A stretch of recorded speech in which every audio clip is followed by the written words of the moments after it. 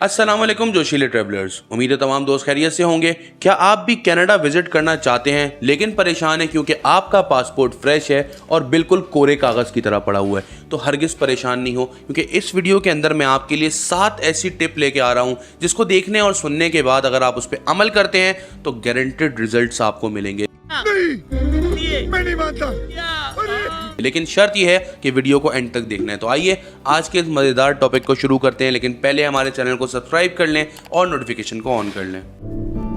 आइए देखते हैं, मजा आएगा। सबसे पहले तो दोस्तों आपकी बैंक स्टेटमेंट इतनी होनी चाहिए जो ये शो कर सके कि आपके पास इतने पैसे मौजूद हैं कि आप अपना कनाडा का रिटर्न टिकट भी खरीद सकते हैं, अपनी होटल बुकिंग्स के पैसे भी दे सकते हैं। साथ ही साथ जब आप टूर पे होंगे तो पीछे आपकी फैमिली भी बआसानी अपना गुजारा कर रही होगी।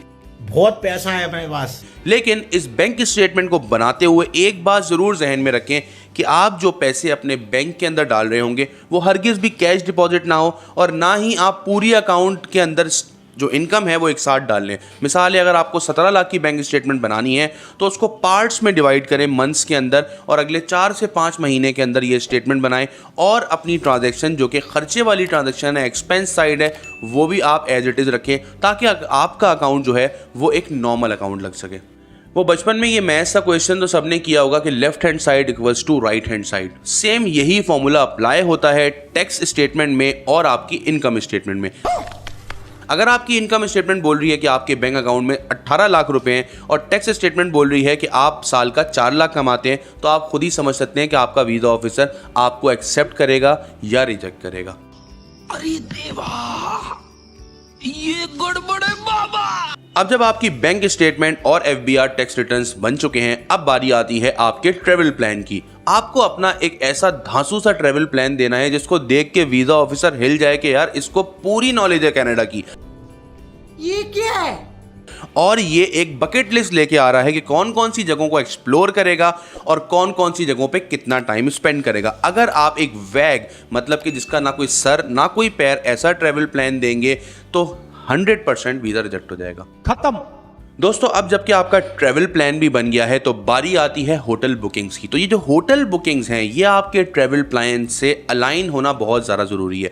फॉर एग्जांपल पाकिस्तान की बात करें कि आप बोल रहे हैं कि मैं कराची के अंदर सी व्यू विजिट करूंगा और बुकिंग डिटेल में स्टे दिखा रहे हैं लाहौर के अंदर, तो कोई पागल ही होगा जो आपको वीज़ा देगा। सेम गोज फॉर कनाडा कि अगर आप जिस सिटी का टूर दिखा रहे हैं उस टूर प्लेस से नियरेस्ट जगह के ऊपर आपको अपनी होटल बुकिंग शो करनी है। आमतौर पे लोग एक ही होटल सेलेक्ट कर लेते हैं 10, 12, 13 रातों के लिए, और ट्रैवल प्लान उनका अलग अलग होता है, तो कोई सेंस नहीं बनता कि वो 4 घंटे एक जगह देख के वापस 4 घंटे क्यों आएंगे। तो हमेशा अपनी बुकिंग होटल्स की अपने ट्रैवल प्लान से मैच करें। दोस्तों जब भी हम वीज़ा अप्लाई करते हैं तो हमें उसके साथ एक ट्रैवल इंश्योरेंस अटैच करनी होती है जो ये जस्टिफाई कर सके कि मेरा ट्रैवल प्लान जो है वो रियल है। आमतौर पे लोग पैसे बचाने के लिए डमी ट्रैवल इंश्योरेंस लगा देते हैं, लेकिन मैं तमाम लोगों को कहता हूं कि रियल ट्रैवल इंश्योरेंस लगाएं।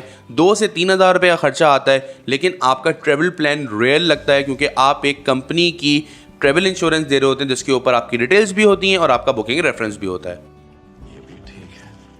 अब जबकि अच्छी खासी चीज़ें आपकी कंप्लीट हो गई है तो बारी आती है आपकी फ़्लाइट बुकिंग्स की। तो हमेशा वो फ़्लाइट बुकिंग्स अटैच करें जो कि रियल हो, ना कि बिल्कुल ही डमी हो कि आप उठा के ऐसी फ़्लाइट डाल रहे हैं जो कभी ज़िंदगी में टोरंटो जाएगी ही नहीं, बल्कि आप पोर्टल से रियल फ़्लाइट्स निकालें जो कि उन डेट्स के ऊपर ऑपरेट हो रही हों, और उनकी एक आप सही टिकट बुक करें। भले वो टिकट कंफर्म ना हो लेकिन बुकिंग रेफरेंस रियल हो, क्योंकि हमारा जो प्रोसीजर है वो यही है कि हम अपने क्लाइंट्स के लिए रियल बुकिंग्स बनाते हैं फ़्लाइट की। शाबाश बेटा। अब सबसे मेन और इंपॉर्टेंट एलिमेंट की बारी आती है और वो है आपका कवर लेटर। आपका कवर लेटर बताएगा कि आपको वीज़ा देना चाहिए या आपकी एप्लीकेशन नीचे डस्टबिन में फेंक देनी चाहिए।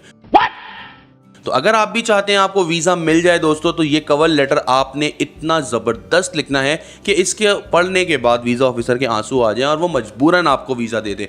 इस कवर लेटर के अंदर आप जस्टिफाई करेंगे कि खुदा की कसम मैं वापस अपने मुल्क आ जाऊंगा। आपने उसको यकीन दिलाना है कि भाई मैं कभी भी स्लिप नहीं होऊंगा, क्योंकि 90% जो एप्लीकेशन रिजेक्ट होती हैं कनाडा की, उसमें रीज़न यही होता है कि वो सेटिस्फाई नहीं होते कि आप अपनी होम कंट्री वापस जाएंगे। तो अपने पूरे ट्रैवल प्लान को बहुत अच्छी तरह से यहाँ पे आपको समझाना है और वीज़ा ऑफिसर को ये यकीन दिलाना है कि आप टाइम से अपने मुल्क वापस आएंगे।